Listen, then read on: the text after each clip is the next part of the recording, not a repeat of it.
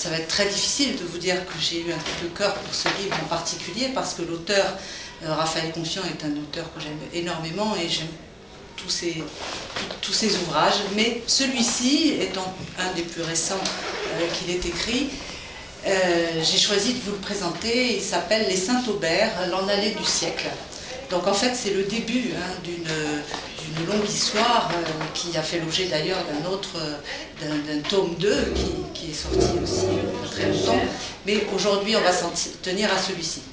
Avant de commencer, avant d'entrer vraiment dans l'histoire de ce roman, je crois qu'il est important de rappeler qui est Raphaël Confiant. Peut-être d'autres auront plaisir à le découvrir.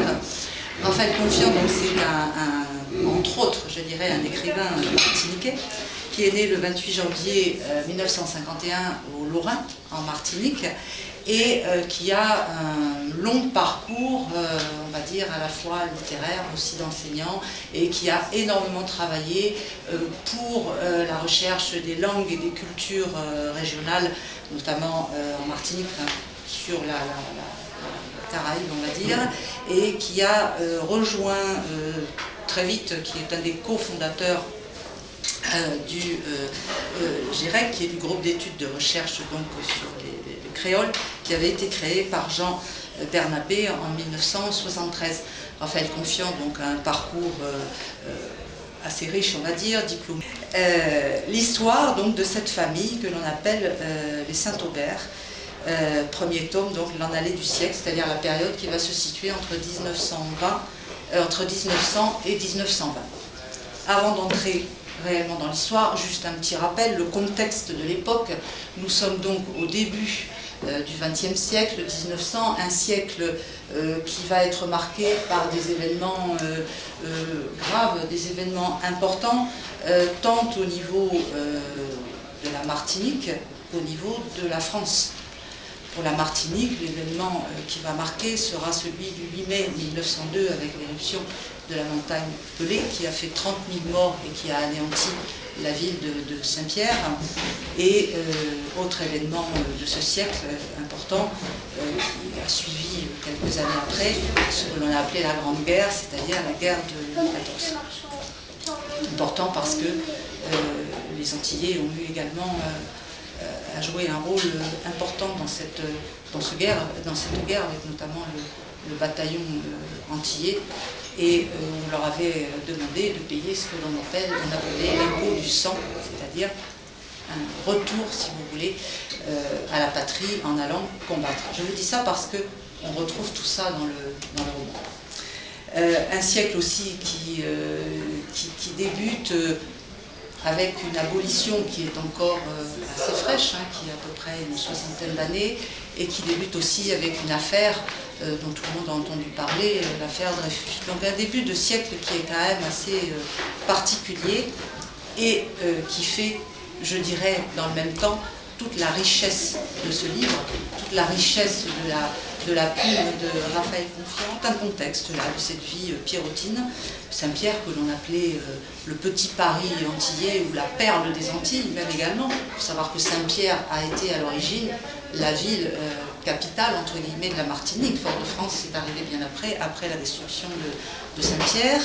Et on va voir comment vit ce petit monde à Saint-Pierre, comment ça se passe, et surtout comment vit cette famille, Saint-Aubert, ces Saint-Aubert, qui sont des gens, une famille de mulâtres, puisque très schématiquement à cette époque, on a 3 castes bien précises dans la société antillaise.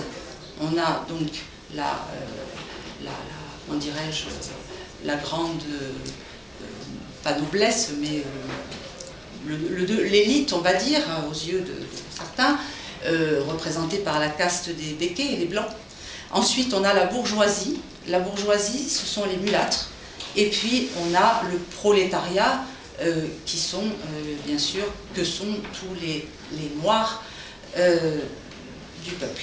Et puis, on a aussi même ce qu'on appelle les invisibles qui sont les Indiens, notamment les Chinois, toutes ces populations qui sont arrivées donc après l'abolition et qui sont venues s'implanter aux Antilles, ainsi que les nègres Congo, c'est-à-dire des Noirs que les Békés avaient fait venir après l'abolition pour continuer à faire travailler sur leur plantation, certes pas sous le même régime, mais qui sont arrivés après. Le pauvre Ferdinand est très inquiet par rapport à sa progéniture, parce que tous ont vraiment une personnalité et un destin, on va dire, qui va être très particulier. Celui qui lui pose le plus de problèmes, ça va être Saint-Just. Saint-Just qui est rédacteur dans un journal, l'Écho de la Martinique, qui est à l'époque un journal, on va dire, qui scande beaucoup les Békés, et donc qui attire bien évidemment beaucoup d'antipathie à son égard, et même à l'égard de sa famille. Et un jour, il y a un Béké qui s'attaque de façon très virulente à des propos qui ont été tenus dans une colonne par Saint-Just, au point que ça va se terminer par un duel.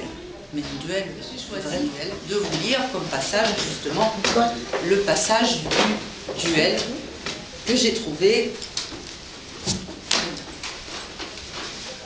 Duel au jardin des plantes.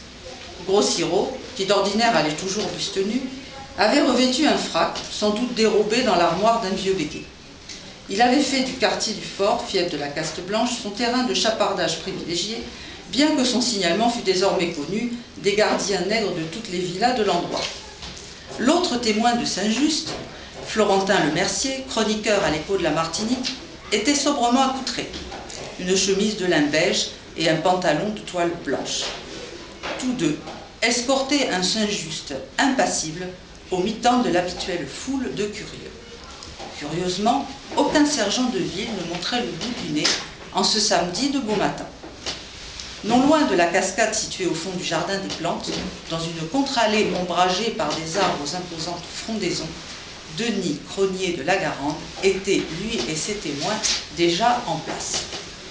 L'irascible blanc créole avait le sourire aux lèvres. Il tenait d'une main ferme un revolver à crosse nacrée, pointé vers le sol. Les deux groupes se firent face sans s'adresser le moindre salut. Il y eut seulement, à ce que rapporta le public présent, un combat d'yeux entre les adversaires qui dura, etc. de temps. Un silence cathédralesque s'instaura soudain. Puis, l'arbitre fit son apparition à bord d'une carriole. Captain Arnold était l'un de ces aventuriers américains qui, ayant fait escale à Saint-Pierre, s'était amouraché à la fois de la ville et d'une de ses dames, une veuve blanche créole désargentée. On le choisissait pour arbitrer les duels parce qu'il était dénué de préjugés, fréquentait toutes les classes de la société et surtout affirmait haut et fort sa neutralité dans les joutes permanentes qui opposaient ces dernières. Après avoir serré la main des duellistes, il leur enjoignit de se saluer.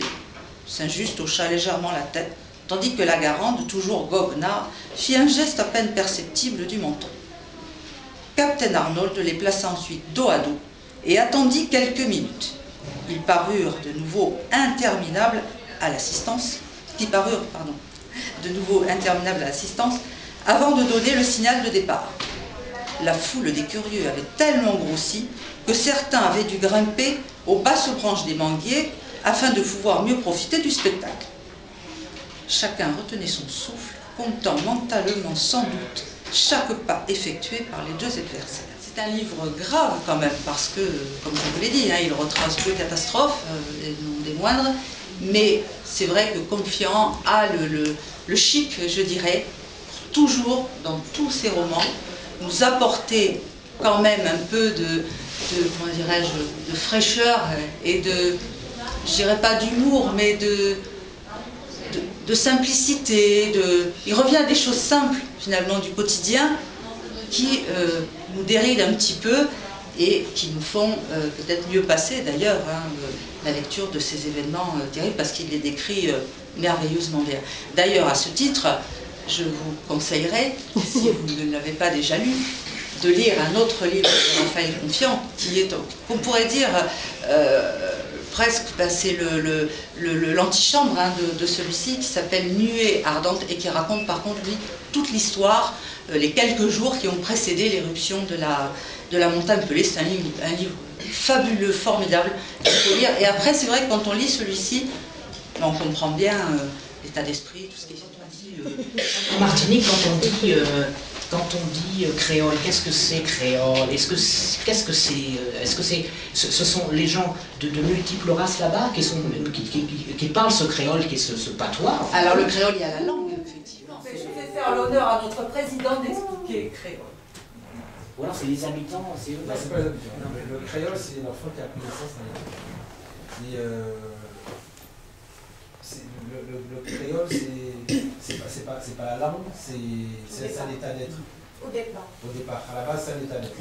Donc on retrouve maintenant le mot créole, c'est un mot qui est quand même universel aux colonies. Parce que dans les colonies, il y a plusieurs types de créoles. Par exemple, on a à la Réunion, vous trouvez le créole réunionnais. Donc après le créole se décline en quoi? Dans sa globalité. On a la culture créole, on a la langue créole, on a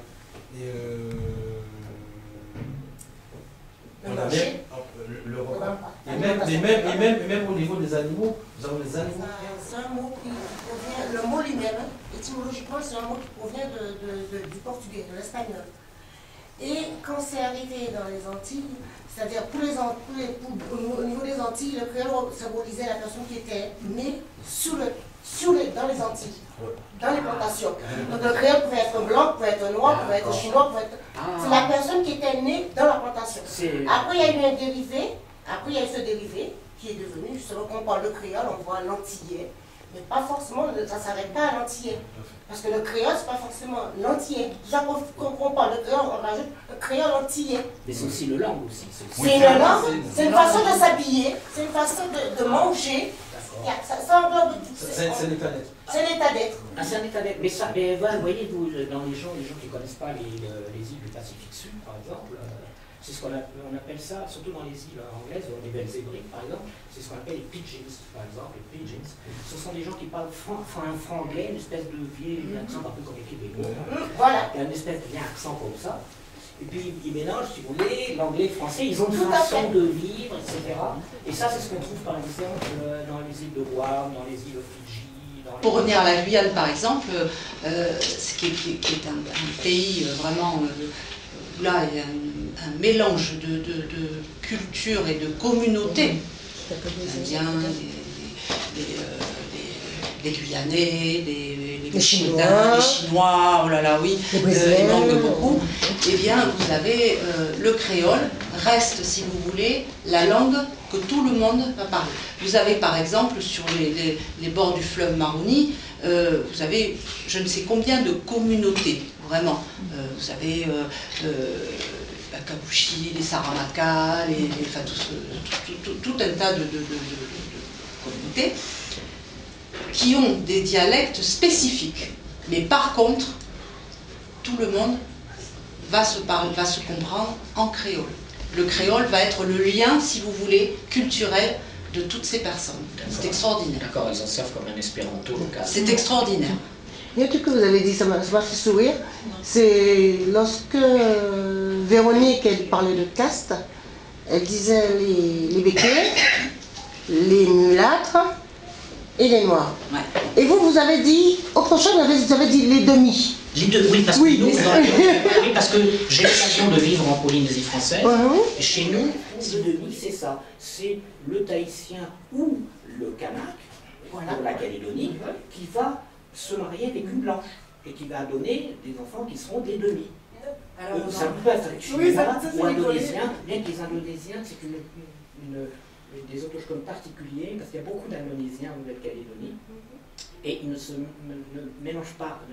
La culture est fort différente, ils ne se mélangent pas, alors que les autres, ça se passe très très bien. D'ailleurs, même dans ces pays-là, ça ne choque pas de voir un Kanak blanc, par exemple, ou avec les cheveux roux, ou de voir des petits Tahitiens avec des têtes de Hollandais. Vous voyez, par exemple, tout ça, ça se met très bien. Il n'y a pas il n'y a pas, les gens, il n'y a pas de conflit entre voyez-vous. Alors, pour répondre à ce que vous dites, Et d'ailleurs, c'est vrai que beaucoup de, ça c'est pas de moi, mais je partage tout à fait cette remarque, beaucoup de critiques littéraires ont dit, en parlant de la saga, donc des Saint-Aubert, on retrouve, donc c'est dans un esprit très balsacien, et on retrouve les Rougon-Macquart. Oui, voilà. C'est Zola. C'est les Rougon-Macquart de Zola, c'est ça. On retrouve les Rougon-Macquart. Les quoi? Les Rougon-Macquart, qui est toute la saga des... Même dans les descriptions, la description de la machine, je sais plus un moment, tout à fait, ça rappelle oui, bien, oui. Ça rappelle tout bien à fait. Zola, c'est Zola, voilà. Tout à fait. La bête, je crois que c'est comparé à un monstre ou quelque chose comme ça. Tout à fait. On retrouve Zola. Absolument. Absolument. Voilà, vous avez beaucoup parlé de race, d'ethnie, de ceci, de cela. Je pense que le texte lui-même convoque Zola, convoque le déterminisme, convoque beaucoup de notions universelles, même convoque Shakespeare, puisque on a cet amour entre deux personnes Absolument. qui ne sont pas destinées à vivre ensemble. Ça convoque Antoine et Cléopâtre. Donc c'est vraiment un texte universel et singulier, je dirais, et non pas un texte qui est basé sur des polémiques de race et de... Ah non, pas du tout. C'est pas... Il y a toujours ce fond, ces restes, on va dire, de l'esclavage, c'est toujours sur fond de... Parce qu'on a quand même le fils aîné, qui est journaliste à l'Écho de la Martinique, hein, qui, je pense, doit être l'équivalent du journal Justice, je pense. Hein. Bon, on l'a appelé l'Écho de la Martinique, enfin, je veux dire... Mais... c'est tellement écrit avec intelligence, je dirais, et surtout étayé par des faits historiques, de société de cette époque, que je vous rejoins tout à fait, et c'est ce que j'aime moi chez Raphaël Confiant, on ne va pas sentir constamment effectivement la lutte entre les uns, les autres, etc. Parce qu'il y a toujours à un moment donné dans ces livres, et on le retrouve aussi dans celui-ci, des passages où tout le monde vit bien ensemble, quoi. Je veux dire, cette société pierrotine, voilà, quoi, tout le monde se rend service, tout le monde... C'est l'être de noblesse. À Saint-Pierre, vous aviez un théâtre qui était la réplique du Grand Théâtre de Bordeaux. Oui. Vous aviez l'opéra à Saint-Pierre. Oui, vous aviez l'opéra. Qui devait dater, il date de Victor Louis, donc c'est le 19e. Et d'ailleurs, ça me fait penser dans le livre, si vous le lisez, où effectivement l'opéra, par exemple, cette jeune Madame Saint-Aubert, donc, et Marie-Élodie est une passionnée d'opéra, et à chaque fois que son mari l'amène à l'opéra, alors là, ça défraie la chronique, quoi. On voit arriver cette femme noire à l'opéra, c'est pas admis, quoi. C'est pas admis. Enfin, lisez le livre. Moi, je pense que... Je laisse la place à Diana. Je crois qu'il faut vous applaudir.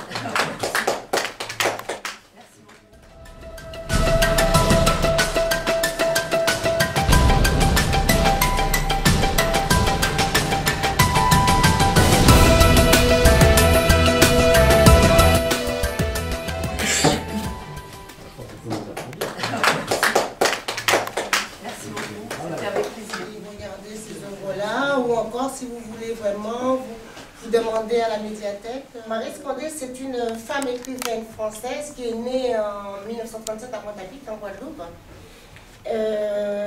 Par contre, dans son parcours, pourquoi elle s'appelle Condé? Parce qu'elle a épousé son premier mari, c'est monsieur Condé, Mamadou Condé, qui est un acteur africain.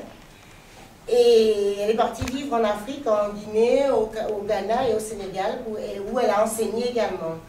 Par la suite, elle a divorcé, elle a épousé celui qui lui traduisait ses livres en anglais. Elle a épousé, mais elle a gardé quand même son nom de Condé, qui était pour elle son nom le nom qui lui a permis de la découvrir. Donc elle a gardé son nom Condé, mais même si elle s'est remariée par la suite.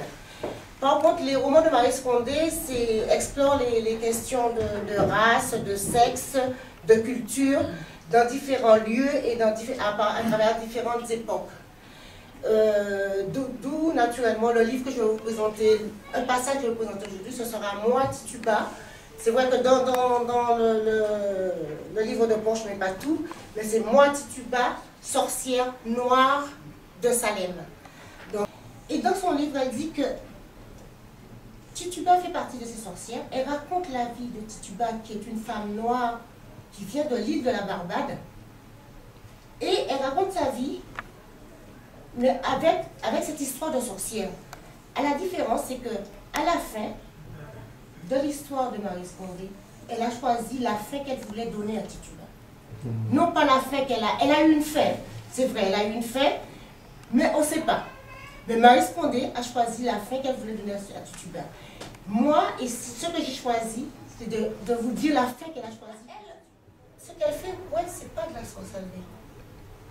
C'est pas, peut-être le mot sorcellerie, peut-être, on va peut-être en discuter un petit peu, peut-être que vous entendez par sorcellerie. Mais Tituba, ce qu'elle fait, c'est qu'elle utilise des plantes pour guérir les gens. Elle utilise des plantes, elle va faire peut-être des sacrifices d'animaux. Elle va utiliser une décoction pour pouvoir guérir une plaie. La plaie se guérit, eh bien non, c'est pas de la médecine, donc c'est de la sorcellerie. Qui est Tituba? Premièrement, Tituba, c'est une femme, comme je vous ai dit, qui vient de la Barbade, mais qui est une jeune fille qui est née d'un viol. Qui est née d'un viol de sa mère avec un mari anglais. Donc la mère, ayant sa fille Tituba issue d'un viol, ne voulait pas de cette fille. Elle rejetait. Elle n'avait pas cet amour, elle n'avait pas cet élan pour cette fille. Mais quels sont les enfants qui n'aiment pas leurs parents? Tous les enfants aiment leurs parents. Même si c'est les parents qui leur donnent le plus de mal, qui leur donnent des sacrifices, qui les pèsent, qui les boulent avec la cigarette. Quel que soit ce que le parent fait à l'enfant aime ses parents. Donc Tituba, ça peut vous raconter dans quel univers Tituba a été élevé. Après ça, elle a été récupérée par une vieille femme qui s'appelle Moyaya. Et c'est Moyaya qui l'a appris à vivre avec tout ce qu'elle a de naturel autour d'elle. C'est-à-dire vivre avec la nature. Vivre avec, tu veux manger, fais-toi toi-même ton jardin. Tu veux guérir, va chercher telle plante dans la forêt. Donc elle lui a tout montré. Tituba, donc elle a été élevée dans cet univers-là. Donc pour elle, la seule chose qui l'intéressait, c'est faire du bien. Faire du bien coûte que coûte. Elle, faire du bien pour elle, c'est-à-dire, tu es malade dans tout le passage. Lorsqu'elle était à la Barbade, elle a rencontré un autre homme, un jeune indien. Après, elle est partie à Boston. Après Boston, elle est partie dans la ville de Salem. Et là, dans la ville de Salem, elle a rencontré ce juif après. Et c'est ce juif-là qui lui a donné sa liberté. Longtemps après qu'elle a été déclarée sorcière. Et là, elle a pu repartir à la Barbade. Tituba, avec quel mauvais esprit entretiens-tu amitié? Aucun. Pourquoi tourmentes-tu ces enfants? Je ne les tourmente pas. Qui donc les tourmente? Le démon, à ce que je crois. As-tu jamais vu le démon? Le démon est venu me voir et m'a condamné de le servir. Qui as-tu vu? 4 femmes, quelquefois, tourmentent les enfants. Qui sont-elles? Et quelques femmes qui ont fait partie du procès de Salem. Sarah Good, Sarah Osborne sont celles que je connais. Je ne connais pas les autres. Sarah Good et Sarah Osborne voulaient que je tourmente les enfants. Mais moi, je refusais. Il y avait aussi un homme de Boston, grand, très grand. Quand les as-tu vus? La nuit dernière à Boston. Qu'est-ce qu'ils t'ont dit? Ils m'ont dit de tourmenter les enfants. Et tu as obéi? Non. Ce sont 4 femmes et un homme qui ont tourmenté les enfants et se sont couchés sur moi et ils m'ont dit que si je ne tourmentais pas les enfants, ils me feraient du mal. Alors tu leur as obéi? Oui, mais je ne le ferai plus. Ne regrettes-tu pas de l'avoir fait? Oui. Et alors pourquoi l'as-tu fait? Parce qu'ils m'ont dit de tourmenter les enfants, sinon ils me feraient encore plus de mal. Qui as-tu vu? Un homme est venu et m'a ordonné de le servir. De quelle manière? En torturant les enfants, et la nuit dernière, il y a eu une apparition qui m'a demandé de tuer les enfants si je ne l'obéissais pas. Elle m'a dit qu'elle me ferait encore plus de mal. Comment était cette apparition? Quelquefois, c'est un verra, et quelquefois un gros chien. Qu'est-ce qu'elle te disait? le chien noir m'a dit de le servir. Mais je lui ai dit que j'avais peur. Et alors il m'a dit que si je n'obéissais pas, il me ferait encore plus de mal. Donc c'est là que Tituba, elle dit effectivement, c'est pas elle, mais elle a été, c'est comme si elle-même aussi, elle avait été envoûtée et il fallait qu'elle le fasse. C'est une partie de l'interrogatoire de Tituba pour vous dire qu'elle a avoué. Mais elle a avoué sachant très bien qu'elle n'avait rien fait. Elle a avoué pour qu'on puisse la laisser tranquille. Parce qu'elle en avait marre de cette prison. Parce qu'on avait été emprisonnée. Et tant qu'elle n'avouait pas, elle était normalement vouée à la pendaison. Donc elle a avoué pour ne pas être pendue. Et lorsque Tituba revient à la Barbade, elle rentre en contact avec les nègres marrons de la Barbade. Je vais vous resituer après la Barbade, après la lecture là. Elle rentre en contact avec les nègres marrons de la Barbade. Ça veut dire que s'il y a un nègre marron, ça veut dire que la Barbade était en état d'esclavage. Moyaya l'avait dit et répété. Ce qui compte, c'est de survivre. Mais elle avait tort. Si la vie n'est que pierre au cou des hommes et des femmes, potion amère et boulante. Oh Benjamin, mon doux Bancala. Vers le milieu de l'après-midi, on me tira de ma retraite pour me faire soigner un arrêt. C'était un nègre, affecté aux cuisines et qui tremblait de fièvre. Il m'examina d'un air soupçonné. On me dit que tu t'appelles Tituba? Est-ce que tu es la fille d'Abena qui a tué un blanc? De me voir ainsi reconnue après 10 ans d'absence me mit les larmes aux yeux. J'avais oublié cette faculté qu'il a de se souvenir, notre peuple. Ah non, rien ne lui échappe. Tout se grave dans sa mémoire. Je bégayai. Oui, tu m'as nommé? Son regard s'emplit de douceur et de respect. Il paraît qu'ils t'ont mené la vie dure là-bas. Comment le savait-il? J'éclatai en sanglots et à travers mon hoquet, je l'entendis me consoler maladroitement. Tu es en vie, Tituba. N'est-ce pas l'essentiel? Je secouai convulsivement la tête. Non, ce n'était pas l'essentiel. Il fallait, oui, il fallait que la vie change de goût. Mais comment y parvenir? Là, c'est ce passage-là que j'ai choisi pour Tituba. Parce que quand elle dit comment y parvenir, c'est qu'elle n'a pas fini. Et en même temps, son passé la poursuit, mais elle n'a pas fini. C'est le petit bout que je veux vous donner, justement, c'est cette question-là. Je me suis arrêtée sur cette question parce que si vous avez envie de lire Tituba, moi, c'est un livre qui m'a fascinée. Pendant mes pauses repas au travail, je prenais mon livre, je lisais.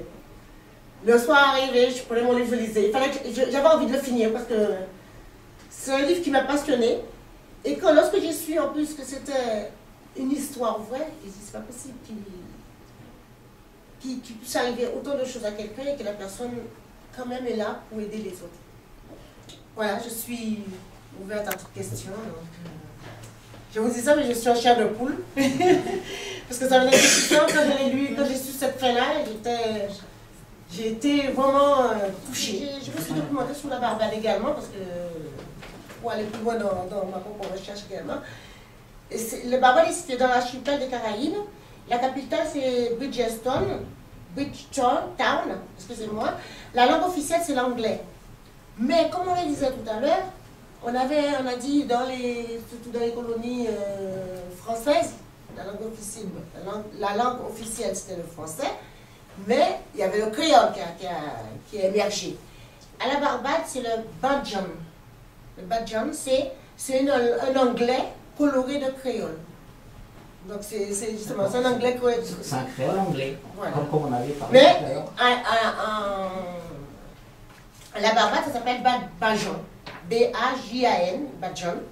Et aussi ce terme, comme on vous l'a expliqué tout à l'heure, ce terme désigne également la culture et les habitants.